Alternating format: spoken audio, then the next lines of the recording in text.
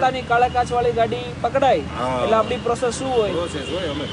Fine લઈએ અને કાળા કાચ ઉતારીએ, બરાબર? તો આ કાળા કાચ ગાડી વાળી છે, કાળા કાચની ફિલ્મ ઉતરવી જોઈએ કે નહીં ઉતરવી? આની ચાવી તમારી પાસે જ હશે ને, તો અત્યારે ઉતારી નખાય, બરાબર? ઉતારી નાખશો તમે? ચાલો, ભરોસો છે તમારી. એડવોકેટ મેહુલ બોગરા. અરે આવો હાજી તમારી જોડે. અરે ના ના મારા, અરે બેહો ને.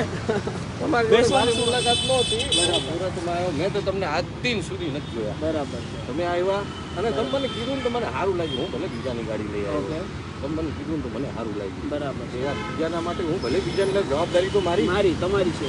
જવાબદારી તો મારી. કાયદો રાજાનો રાજા છે, તો આપણે કાયદાનો ભંગ થાય ને આપણું ચલાણ ફાડી નાખવું છે, બરાબર ને? સરસ, ચાલો, બરાબર.